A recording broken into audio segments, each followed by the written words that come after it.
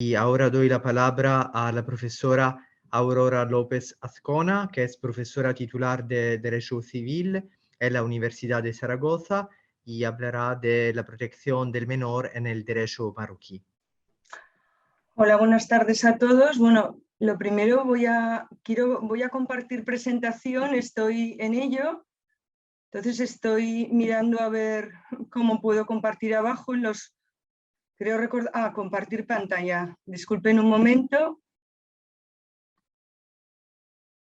Vale. ¿Se ve ya?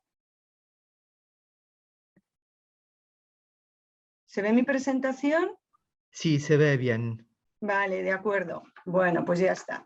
Bueno, buenas tardes a todos. Después de este apaño técnico, bueno, ante todo querría dar la enhorabuena al profesor de Verda, mi querido e infatigable amigo, por esta nueva iniciativa en la que de nuevo me ha implicado.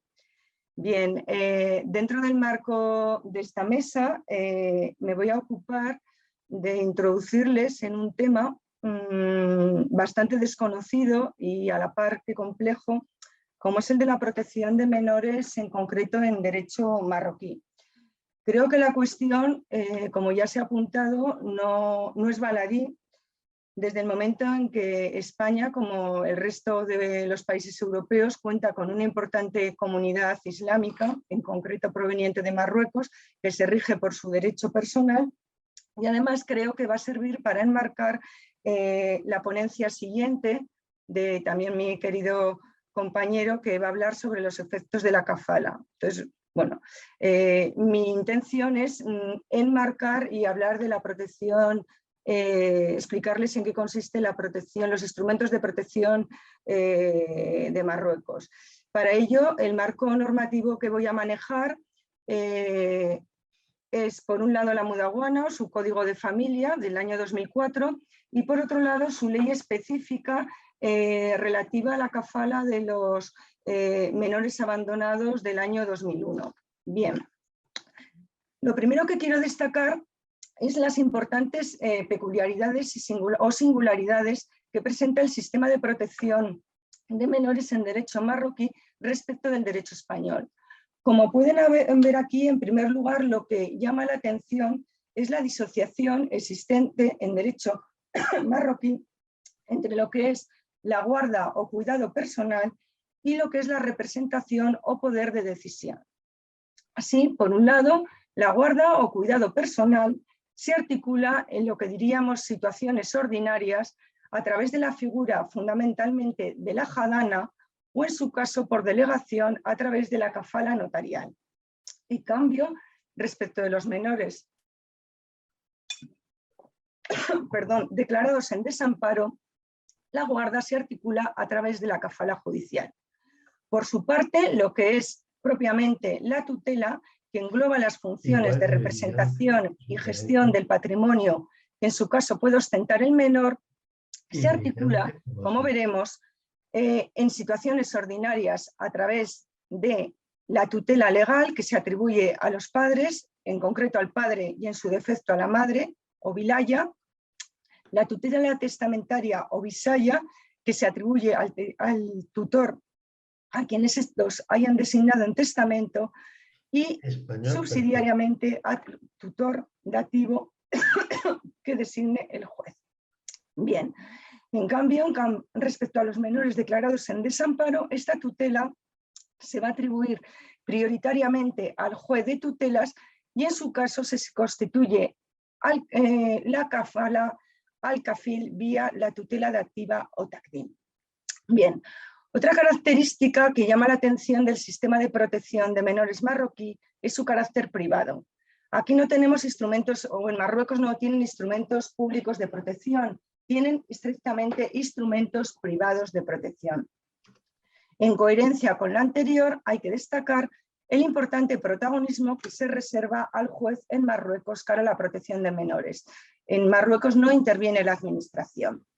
Y por último, quiero destacar también la importancia del factor religioso que impregna todo el derecho marroquí y, por consiguiente, toda la materia de protección de menores. Es más, la Mudawana, el Código de Familia, establece que se regirá, para colmar sus lagunas, se aplicarán las prescripciones del rito malequí, que es en concreto el rito que se sigue en Marruecos.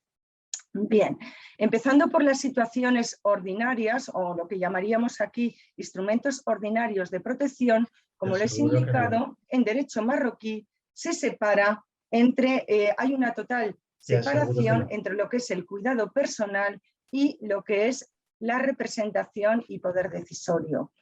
En concreto, el cuidado personal se articula a través de la figura de la jadana.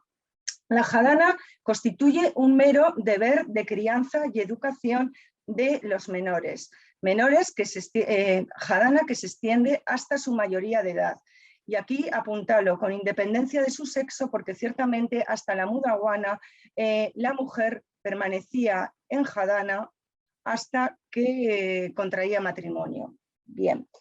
Les he comentado que la jadana tiene contenido personal. ¿Esto en qué consiste? Pues bien, los titulares de la jadana van a tener el deber de cuidar al menor, van a tener el deber de educar al menor, tanto a nivel escolar como a nivel religioso. Eso sí, en la fe islámica van a tener que velar por el menor y tienen el deber de convivencia.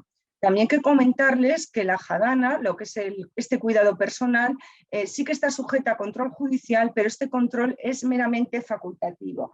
Solo el juez, si lo estima oportuno, podrá acudir a un asistente social para que le informe si los titulares de la jadana garantizan las necesidades materiales y morales del menor. Bien. ¿Quiénes son los titulares de la jadana? Bueno, aquí yo he distinguido situaciones ordinarias del matrimonio, es decir, matrimonio casado, y en situaciones de crisis matrimonial. En lo que son las situaciones normales del matrimonio, es decir, constante convivencia, la jadana se atribuye a ambos progenitores, pero sin embargo, en situaciones de crisis matrimonial, observen que en primer lugar se va a atribuir a la madre.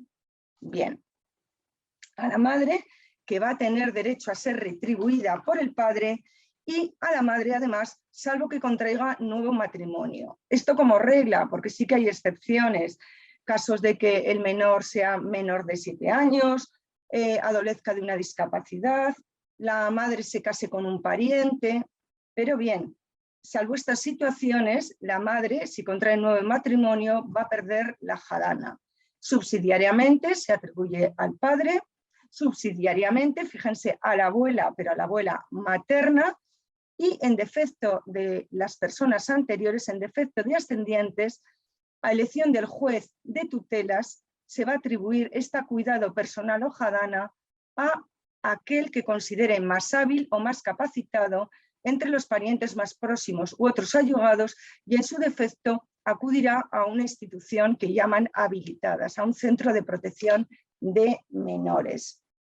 Bien, en cuanto a los requisitos a cumplir por el titular de la jadana, esto es el jadín o la jadina, destacarles, para que vean este enlace, esta importancia del factor religioso, que se le exige la capacidad para educar al menor y garantizar su protección no solo a nivel físico y moral, sino también a nivel religioso, y también se le exige rectitud y honradez. Otra preocupación también de Marruecos es la escolarización de sus menores, y por eso se le exige la capacidad para velar por la debida escolarización del menor. Bien, la jadana, como les he dicho, se refiere a lo que es propiamente la guarda o cuidado personal, pero distinta de la jadana es la tutela, o entendida como representación y gestión del patrimonio del menor. Aquí destacarles que en Marruecos todos los menores están sujetos a tutela, a diferencia del derecho español, donde, como bien saben, la tutela funciona subsidiariamente respecto de la patria potestad o instituciones equivalentes, como puede ser la autoridad familiar aragonesa. También comentarles que hay diferentes tipos de tutela, repito, dentro de las situaciones ordinarias, que están reguladas en una relación de subsidiariedad. En primer lugar, tenemos lo que se llama la vilaya, que yo traduzco como tutela legal, que como veremos se atribuye al padre o en su defecto a la madre. Subsidiariamente, la visaya, que yo califico de tutela, digo, partiendo de la traducción del código en francés, yo califico de tutela testamentaria, en cuanto se atribuye a quien designen los padres en testamento. Y por último, el takdim, o lo que sería nuestra tutela dativa, por cuanto aquí es el juez el que designa al tutor. Bien, les he comentado que esta tutela no engloba el cuidado personal del menor, sino que se limita a la representación del menor, tanto, eso sí, en las decisiones de ámbito personal como patrimonial. La tutela, además, en derecho marroquí, está sujeta a control judicial, pero fíjense, solamente en lo que se refiere a la esfera patrimonial. Y es más, solo si el patrimonio del menor es relevante, es superior en concreto a 200.000 dirham. Bien, vamos a ver un poquito estas diferentes tutelas. En primer lugar, lo que es la tutela legal o vilaya, es la tutela que se atribuye, es lege, se atribuye por la mudawana, cuidado al padre y solo en su defecto o imposibilidad a la madre. ¿Por qué en principio al padre? Bueno, pues por los principios que rigen el derecho de filiación marroquí, que les enumero simplemente a título, bueno, es algo importante, pero simplemente me limito a enumerarlos.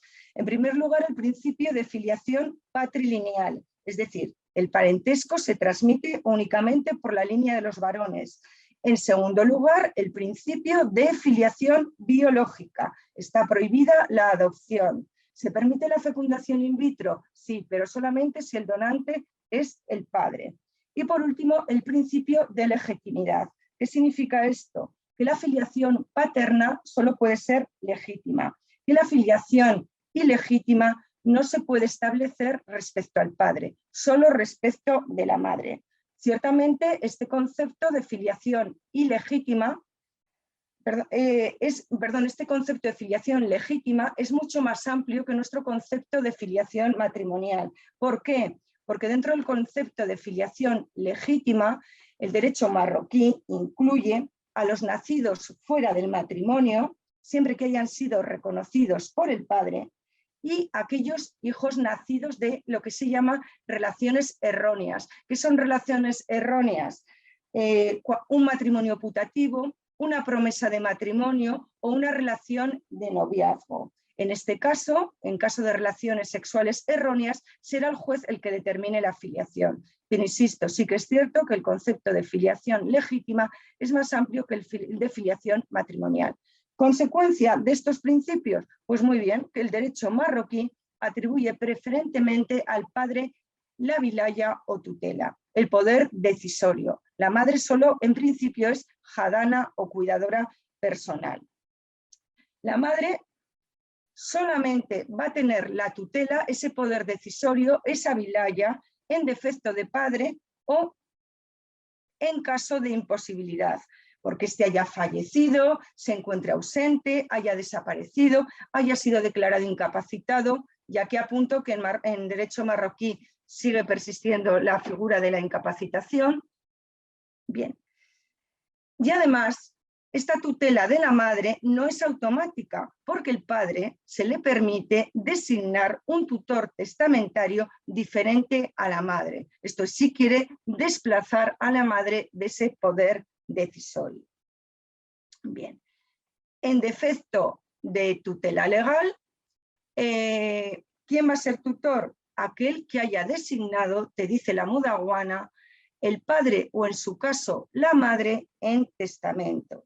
Bien, esta tutela testamentaria requiere homologación judicial, esto es, el juez tendrá que verificar que el testamento es auténtico y que además el tutor testamentario cumple los requisitos previstos al respecto en la mudawana.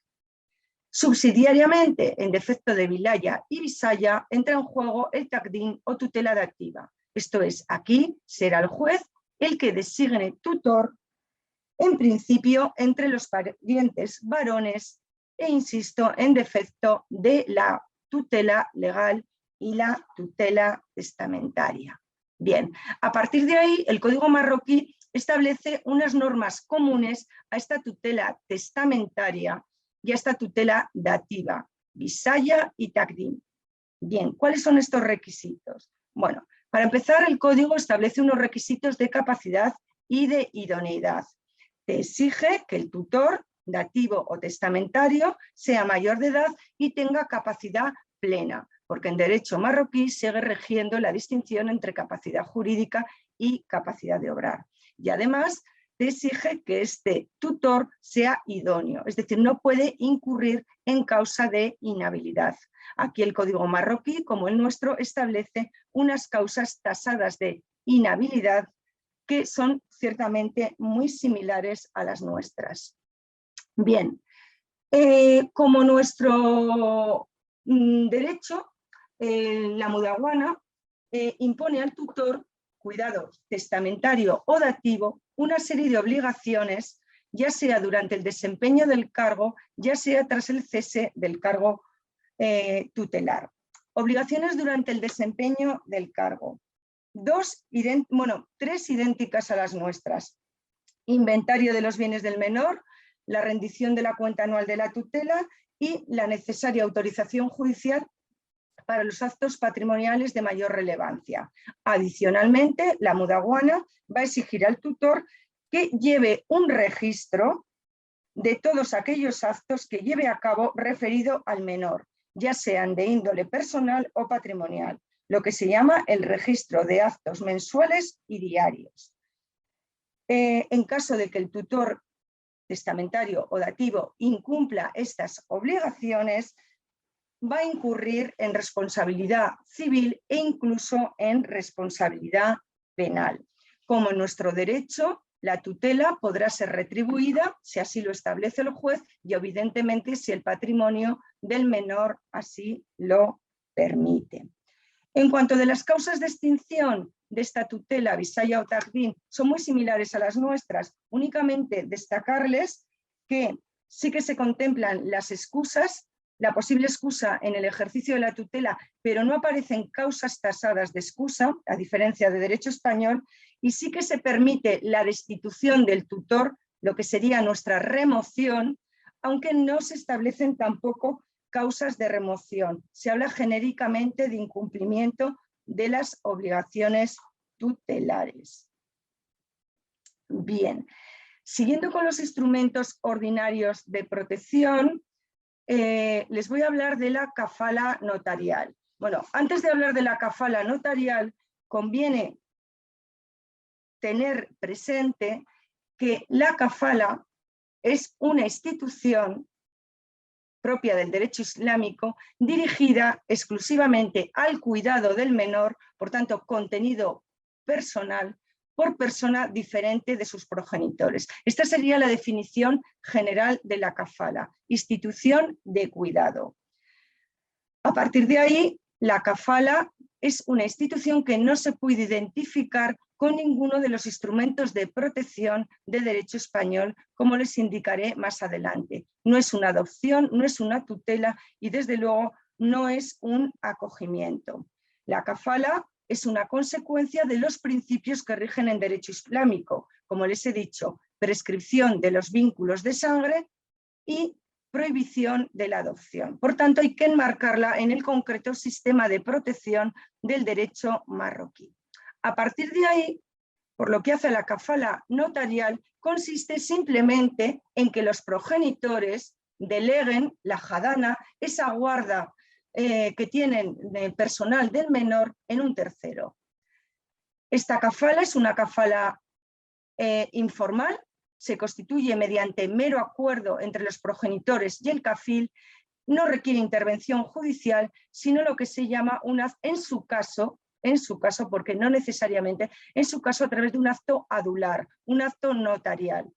Esta kafala está reservada para los menores en situaciones ordinarias de protección y por tanto no está sujeta a los controles que la ley de 2001 establece para la kafala judicial de los menores declarados en abandono.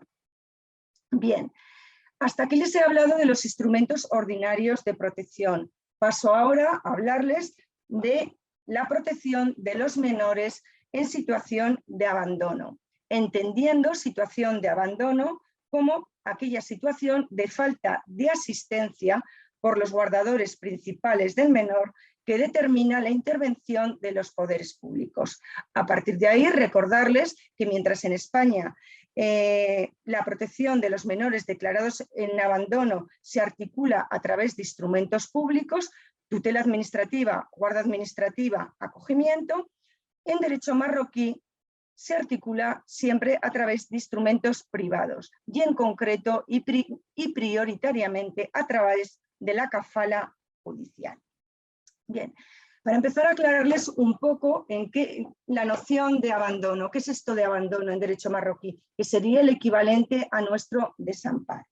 Pues bien, esta materia, como les indico, se rige por una ley especial, esta ley relativa a la kafala de los menores abandonadas, la ley número 15/2001, en la que lo que primero que hay que llamar la atención es la ausencia de una noción legal de abandono. A diferencia de nuestro derecho que define genéricamente el desamparo, el derecho marroquí no lo define. Lo que hace establecer es una lista cerrada y, como veremos, muy limitativa de situaciones constitutivas de abandono. Además, otro punto que llama la atención es que esta ley únicamente contempla a los progenitores como sujetos causantes de la situación de abandono, cuando esta situación de abandono puede venir determinada o causada por el incumplimiento de sus deberes de guarda, por ejemplo, por la abuela materna u otro pariente. Sí que es cierto que en este caso, y aquí hablo del Código marroquí, va subsidiariamente llamando parientes en grado más alejado, pero llega un momento en que determina que el juez confiará a ese menor a una institución, a un centro de protección, pero no especifica a través de qué medida de protección. Un momento, bien. ¿Cuáles son las situaciones constitutivas de abandono? Bien, se las voy a enumerar.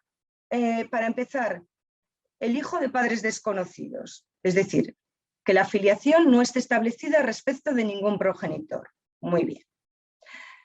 Segundo, el hijo de padre desconocido y de madre conocida que abandone al hijo. Bien, aquí decirles que el derecho marroquí prohíbe la acción de investigación de la maternidad y que el mecanismo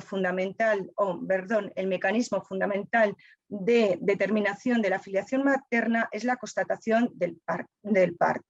A partir de ahí, es muy habitual en derecho marroquí para los hijos de madre soltera la situación de abandono, el abandono. Bien. En tercer lugar, el menor huérfano, es decir, el menor cuyos padres hayan fallecido. En cuarto lugar, la falta de asistencia, entiendo que material, en el sentido de no poder cubrir sus necesidades materiales, no imputable a los progenitores. Cuando los progenitores no sean incapaces de atenderte, dice la ley. Y por último, la falta de asistencia moral imputable a los progenitores. ¿Por qué digo imputable? Porque la ley te habla, por un lado, que los padres del menor mantengan, fíjense, una mala conducta y no asuman su responsabilidad de orientación con el fin de conducir al menor por el buen camino. Y segundo, cuando habiendo fallecido uno, el otro se revele desviado y no cumpla el deber de salvaguarda espiritual. Por eso, como les indico, la ley te está distinguiendo entre falta de asistencia material y falta de asistencia moral. Falta de asistencia moral o religiosa, en todo caso, imputable a los progenitores. Bien, a partir de ahí, el abandono requiere una declaración judicial, una declaración que corresponde en concreto al Tribunal de Primera Instancia. Igual que en derecho español se requiere la declaración administrativa. En cualquier caso, el procedimiento de declaración de abandono, decirles que solo se inicia instancia de parte y en concreto a instancia del Ministerio Fiscal. Complementariamente, la ley de Kafala reserva al Ministerio Fiscal una serie de obligaciones de gran importancia en relación a los menores abandonados. En concreto, ordenar cautelarmente el ingreso del menor en un centro y constatar la situación de abandono del menor. A partir de ahí, cuando un menor es declarado abandonado en derecho marroquí, ¿cómo se le va a proteger? Pues bien, primero, la primera medida de protección es la atribución de la wilaya, de la tutela legal, a favor del juez de tutelas. Pero esta medida en principio solo se contempla como una medida temporal. Bien. Porque la medida realmente principal de protección va a ser la kafala. Es decir, un kafil, siempre que lo solicite, va a asumir la guarda y el cuidado personal del menor y complementariamente el juez le va a atribuir la tutela para que además tenga poder de representación. Como les he dicho, la adopción está prohibida en derecho marroquí, es nula y además ¿es posible la reintegración del familiar del menor? Sí, sí que está contemplada, siempre que desaparezcan las causas de abandono y así lo soliciten los progenitores al juez de tutelas. Bien, como les he dicho, el efecto inmediato de la declaración de abandono es la atribución ex lege de la tutela, en concreto al juez de tutelas. Es una medida que se contempla provisionalmente, mientras el menor no sea dado en kafala y su contenido es el mismo que el que atribuye la mudawana a la tutela. Se observa una remisión al código de familia. Y como les he dicho, importante, no incluye el cuidado personal. El cuidado personal se va a atribuir, si es posible, a la abuela materna, a otro pariente y en su caso, subsidiariamente a una institución. Bien. Pero en cualquier caso, insisto, el instrumento de protección preferente de un menor declarado en desamparo va a ser la kafala. De señalarles e insistirles en que la kafala es un instrumento de contenido exclusivamente personal, únicamente dirigido al cuidado del menor. Y por eso yo diría que es el equivalente a la jadana en las situaciones de desprotección, en las situaciones de abandono. Destacarles también que desde luego no genera, a diferencia de la adopción, vínculo de filiación alguno entre el kafil y el menor sometido a kafala, que lo llaman makful.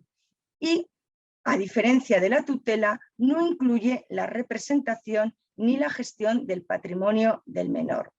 Su contenido, repito, estrictamente personal, lo que se manifiesta en que la propia ley remite a la mudawana a las obligaciones vinculadas a la jadana y además se manifiesta en que el kafil va a ser responsable civilmente, al igual que los padres, por los posibles actos dañosos que lleve a cabo el menor. ¿Van a tener derecho de visita los progenitores de un menor sometido a kafala? En principio sí, si así lo decide el juez en interés del menor. Otros efectos adicionales de la kafala, cuidado, solo judicial. Se le va a poder atribuir excepcionalmente la nacionalidad marroquí del kafil por beneficio de la ley, lo que sería nuestra carta de naturaleza, pero repito, solo en circunstancias excepcionales, cuando sea hijo de padres desconocidos y lleve 5 años bajo kafala.